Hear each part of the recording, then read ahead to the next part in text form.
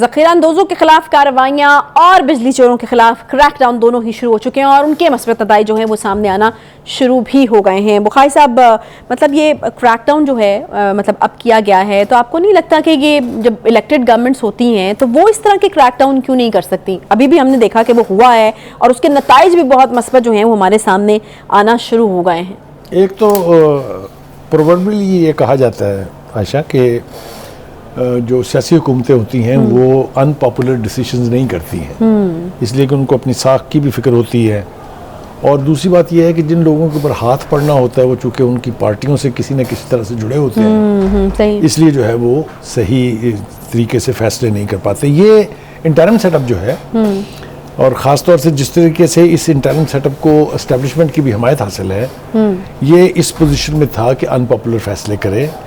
इनको ना अगर आप सियासी एतबार से देखें, जो चारों क्रैकडाउन है ये अनपॉपुलर फैसले हैं, लेकिन ये चूंकि उन्होंने किए हैं और उसके नतायज सामने आने शुरू हो गए हैं, इसलिए मैं और आप जो है इसके ऊपर नेगेटिव एटीट्यूड इख्तियार ही नहीं कर सकते। सही बात। मिसालें ले लेते हैं, डॉलर काबू ही नहीं आ रहा था, बेलगाम हो रहा था, उड़ान जो है इसकी स्काई रॉकेटिंग थी, कैसे काबू में आ गया जी? इसलिए कि उसको डील करते हैं, जो इसके लूप होल्स हैं, जो इसके जिम्मेदारान हैं, उनके गर्दनों को दबोचा है।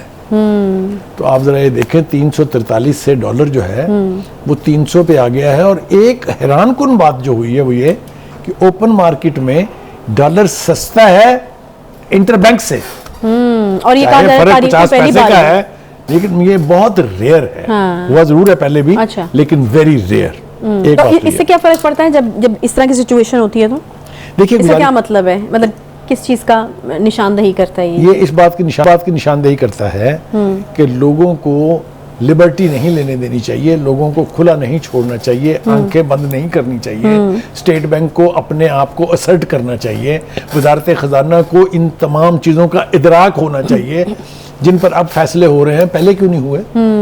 ये तो पॉइंट है कि पहले क्यों नहीं हुए। लिहाजा हमने देखा कि इसका फौरी तौर पे नतीजा हमारे सामने है।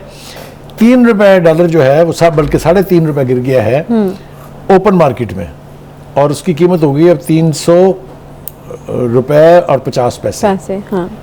जबकि इंटरबैंक यानी बैंक के अंदर जो ट्रांजैक्शन हो रही है वो है 300 रुपए और 75 पैसे। यानी ओपन मार्केट में डॉलर सस्ता है, मैंने जैसा हम पहले भी कह रहे थे कि बहुत रेयर फिनोमेना है, लेकिन एक अच्छा इंडिकेटर है। अगर ये इसी रफ्तार से पीछे आता गया तो वो जो ख्वाहिश है इंटरिम गवर्नमेंट की कि हम डॉलर को 250 की सतह पर लेके आएंगे, तो पता नहीं मुझे क्यों ये गुमान होता है कि ऐसा मुमकिन होगा।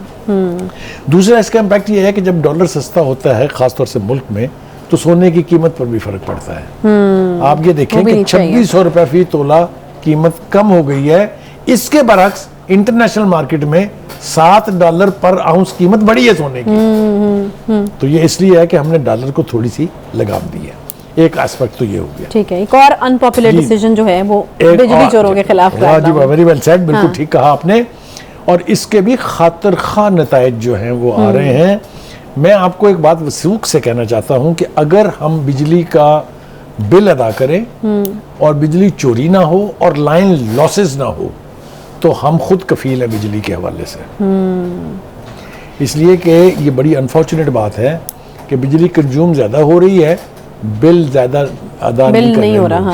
8 करोड़ यूनिट बिजली चोरी का खोज लगाए जाने और जो कुंडा कल्चर है, ये अभी तक फरोख्त तो मैं नहीं कहूँगा पा रहा है क्योंकि अब एक्शन होना शुरू हो गया है, लेकिन मौजूद है। इसको एरेडिकेट करने की, इसको एलिमिनेट करने की अभी ज़रूरत है।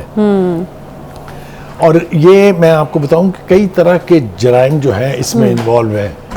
कोई डायरेक्ट कुंडा कल्चर है, कोई बिजली का बिल दबा के बैठ जाते हैं, जब बिजली काटने के लिए आता है लोग उनके साथ लड़ाइयाँ करते हैं। आपको याद होगा हमने एक प्रोग्राम में बाकायदा शहरों के नाम लिए थे कि शिकारपुर सिंध में और मर्दान KPK में ऐसे इलाके जहाँ बिल देने का रवाज ही नहीं है, लोग नहीं देते बिजली का बिल। ठीक है, तो जहाँ ये सूरत हाल होगी वहाँ फिर कैफियत जो है वो काबू से बाहर जो है वो चली जाती है। अब आ जाए जनाब, एक और जो क्रैकडाउन है वो है ये जो ये हुंडी कल्चर जो है, और हवाला और हुंडी कल्चर कहना चाह रहा था मैं। और ये गैर कानूनी फॉरेन एक्सचेंज कंपनियां, इनके खिलाफ भी क्रैकडाउन है। तो इससे भी आप देखिएगा खातिर खा यानी नतीजा बरामद होगा, क्योंकि डॉलर की कीमत को आसमान पे पहुंचाने और उसको नायाब बनाने में इनका भी बहुत बड़ा रोल है। सही। तो ये भी मुझे खुशी है कि ये सारे क्रैकडाउन जो हैं कि जहाँ जहाँ भी किए जा रहे हैं उसके नताइज आ रहे हैं। ये बड़ी अनफॉर्चुनेट बात है कि यही सारे फैसले सियासी जमातें नहीं कर सकती और सक्सेसिव सियासी जमातें नहीं करती हैं। तो बुखारी साहब, आपको क्या लगता है कि जब फिर इस तरह की चीनी और आटे की स्मगलिंग क्यों हो रही है? वो कहते हैं जी कि जो बरसर इक़्तिदार तबका है उनकी मिलें हैं, फ्लोर मिलें भी उनकी हैं, शुगर मिलें भी उनकी हैं, लिहाजा जी किसको कहें। तो मेरे ख्याल से जब कानून को नाफिज करने का सवाल उठे या किसी चीज़ को काबू करने की कोशिश की जाए तो उसके अंदर फिर किस पर जद पड़ती है ये नहीं देखना चाहिए। Crackdown and action should be against all on the basis of equality, कोई एक्सेप्शन नहीं है। तो आपको लगता है कि फिर जब निगरान हुकूमतों के दौर में इस तरह के मुश्किल फैसले जब करने की इस वक्त तो वक्त की जरूरत है, ये फैसले जब किए जाते हैं तो लोगों का एतमाद फिर जो है वो कम होता है सियासी। मैं बता रहा हूँ ना कि अभी से इस निगरान हुकूमत के बारे में पॉजिटिव गुफ्तगू होनी शुरू हो गई है। आप देखें ना इसका नतीजा, कौन कहता है नतीजा नहीं निकलता। काश यही काम हमारी सियासी जमातें करें तो आप देखिए उनका ग्राफ कहाँ चला जाएगा, लेकिन अनफॉर्चुनेटली ऐसा होता नहीं है। बहुत सारे मफादात जो हैं, पर्सनल मफादात या उन पार्टी से जुड़े हुए लोगों के मफादात जो हैं वो मुल्की मफाद के ऊपर अनफी जो है वो हावी हो जाते हैं। बहुत शुक्रिया बुखारी साहब, आज के प्रोग्राम का वक्त यहीं पर ख़त्म होता है। इंशाल्लाह आपसे कल मुलाकात होगी। ख्याल रखिए अपना। अल्लाह हाफ़िज़।